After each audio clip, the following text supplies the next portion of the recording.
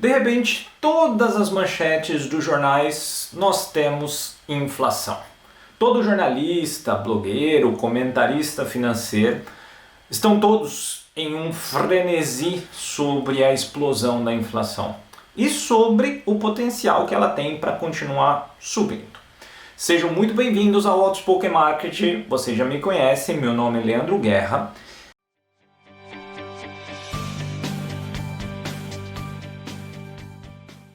O ponto central é que a inflação atinge níveis dos anos 70. Muitos economistas acham que isso vai passar, que foi apenas alguma coisa transitória, tá? E que a comparação com maio agora que virá será menos severa do que aquela observada em abril. Eu já não tenho tanta certeza assim. Por quê? Quando a gente olha o núcleo do índice de inflação, que foi aquele que subiu 0,9% em abril passado, ele foi o maior aumento em um único mês desde 1970. E a gente sabe que a inflação tem inércia. Então, enquanto os jornais ficam aí agora fazendo análise de retrovisor, lembrem que eu já comentei com vocês isso no ano passado, até um pouco antes. Eu avisei que esse momento da inflação chegaria. Não que eu estava torcendo, mas era um fato. Tá? O que fez eu ter assim tanta certeza que a inflação estava prestes a voltar? O primeiro ponto que a gente tem que levar em consideração, tá, é por que a inflação ela não veio antes, ela não decolou durante o Q1, né, o Quantitative Easing 1, 2 e 3 e infinito. Na verdade, durante os períodos de criação extraordinária de dinheiro que nós ainda estamos vivendo, tá? Nós registramos até mesmo uma das expectativas de inflação mais baixas que já existiram. Tá? E o rendimento dos títulos públicos, por exemplo, caíram para taxas negativas em muitos países. E o grande ponto é, mas poxa, por que no fim das contas, né, isso realmente aconteceu? Existem diversas respostas plausíveis, tá? A mais importante, na minha opinião, é que o quantitative easing, que é justamente essa flexibilização quantitativa que envolve a criação de dinheiro pelos bancos centrais para poder comprar títulos de bancos comerciais, por exemplo, eles foram usados, na verdade, para compensar um período que poderíamos ter vivido de deflação. Ele foi usado para cancelar uma queda nos preços.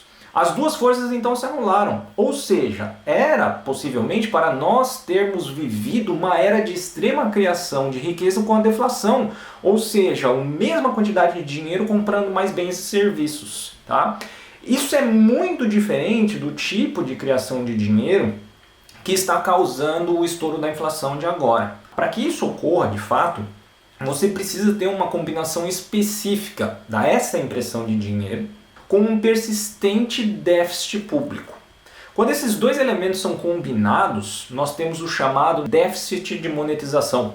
E a razão, isso é um ponto importante, tá? A razão pela qual as regras que regem, por exemplo, os bancos centrais mundo afora, elas proíbem isso, porque nós temos as leis de autoridades fiscal, de um modo geral, só que essa mesma lei ela não impede o quantitative easing, tá?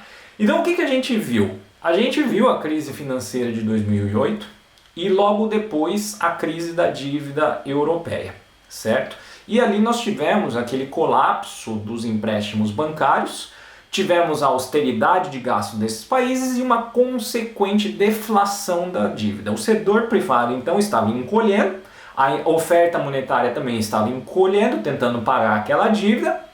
Porém, o Banco Central compensou isso com o quantitative easing. Você entende a parte das forças que se anulam, certo? Só que dessa vez é diferente. O quantitative easing continua, só que os governos estão gastando grandes somas de dinheiro de novo, enquanto nós estamos monetizando os déficits. Ou seja, essa combinação de quantitative easing e gasto é o que provocou esse aumento da inflação. Só que agora, o nível de controle que o Banco Central ou os bancos centrais têm de um modo geral, ele é completamente diferente do que nós tínhamos antes. Por quê? Que controle é esse que eu estou falando? Bem, até agora teve um outro ponto também, que os bancos eles não foram forçados a emprestar o dinheiro que os bancos centrais injetaram pelos quantitative easing, certo? Na verdade, um dos grandes problemas que os criadores dessas políticas de quantitative easing enfrentaram foi que justamente o dinheiro não caiu na economia real, vamos colocar dessa forma. Os bancos não emprestaram esse dinheiro que estava sendo distribuído. Em vez disso, eles acumularam e o dinheiro vazou para outros lugares. Porém, nós tivemos aí o impacto do Covid-19. Os programas econômicos que nós vimos ao redor do mundo inteiro interferem agora na forma na qual os governos estão exigindo esses empréstimos dos bancos. Esse dinheiro está sendo injetado na economia. Em outras palavras, tá, os programas governamentais que nós tivemos implementados durante a pandemia deram aos políticos um poder também sobre essa parte. E isso significa que é impossível que vá existir uma contração como aquela que aconteceu em 2008. Porque o político quer mais dívida mesmo, ele não quer menos dívida.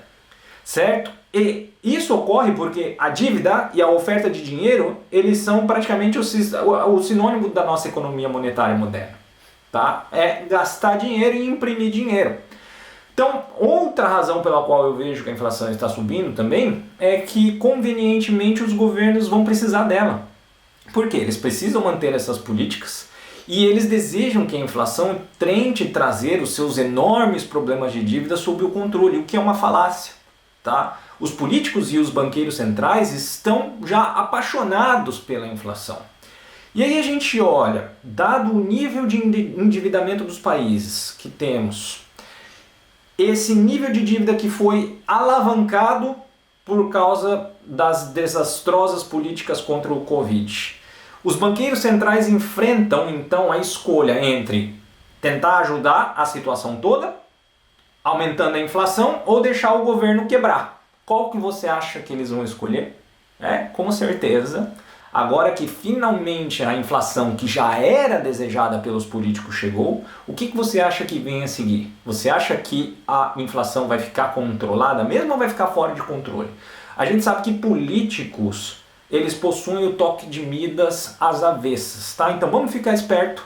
É chegada a hora de se proteger ainda mais contra esse risco inflacionário. Beleza, pessoal? Um grande abraço, a gente se vê aí no próximo vídeo. Tchau, tchau!